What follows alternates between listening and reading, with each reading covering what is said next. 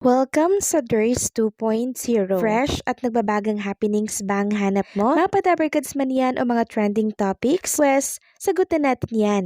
Kaya naman isubscribe nyo na ang ating channel para sa mga nagbabagang balita everyday.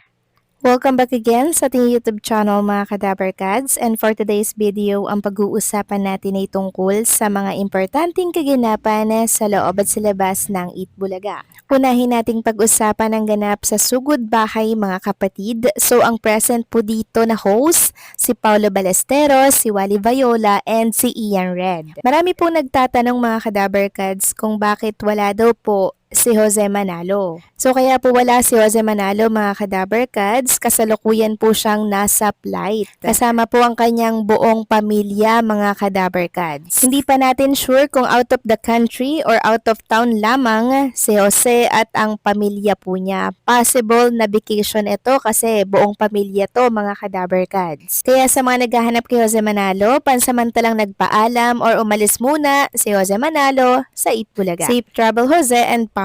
Samantalang next topic naman, pag-usapan naman natin ang tungkol dito sa The Age is Right. Marami po nakakapansin na every age is right mga Kadabarkads hanggang GB5 hanggang closing po ng Itbulaga, 100 plus viewers na at hindi na po bumababa doon ang kanilang online viewers sa TVJ Itbulaga. Ibig sabihin lamang daw nito, talaga namang patuloy na lumalakas ang The Age is Right dahil sa iba't ibang mga guests at secret agent sa naturang segment. At katunayan po niyan kanina, after 8 years, may nagbabalik po sa Itbulaga. Walang iba kundi po si Iglot.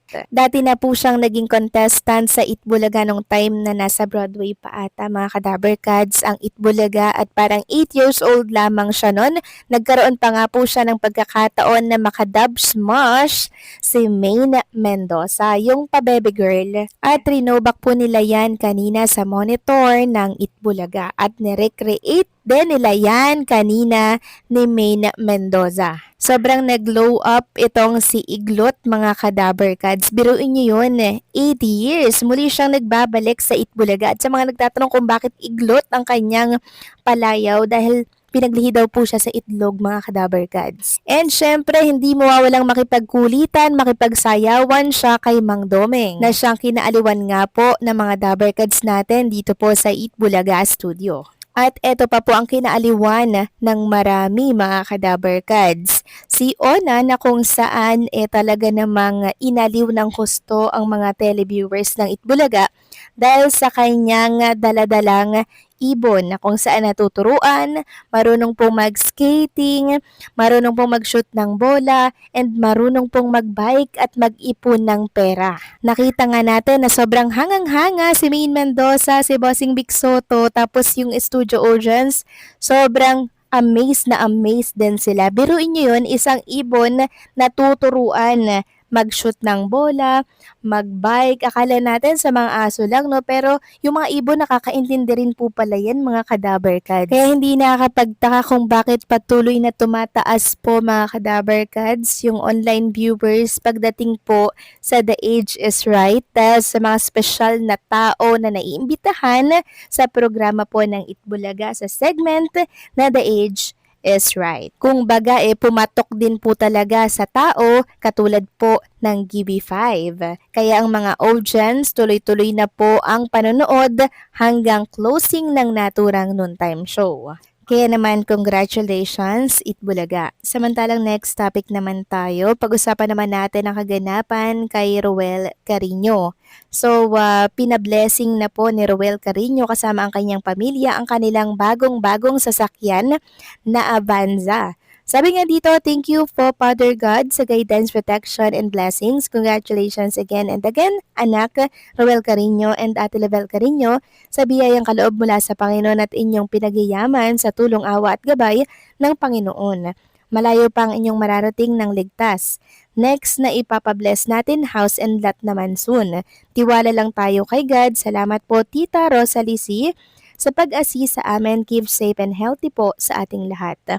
Wow mga Kadabarkads, may house and lot agad na isusunod si Ruel Carino. Sa batang edad, sa murang edad, yung achievement niya mga kadabarkads parang pang-kwarentahe na. And tama yan na mag-invest siya sa mga property like house and lot dahil talaga namang every year tumataas po yung value niyan. Pagdating naman sa car mga kadabarkads, kahit hindi tumataas taon-taon ang value nito, na ibibigay niya po yung comfort, 'di ba? Na gusto natin every time na may pupuntahan tayo, meron tayong schedule sa Eat Bulaga. Kaya congratulations, Ruel Carino. Samantalang ipiplex ko lang po sa inyo mga kadabarkads, ito pong drawing para yan kay Jose Manalo. So ang kinokopya po kasi ay yung kay Jose Marichan, pero ang kinalabasan, Jose Manalo mga kadabarkads by Eduardo Orbaño. Sobrang husay, sobrang galing mga kadabarkads. Jose Marichan,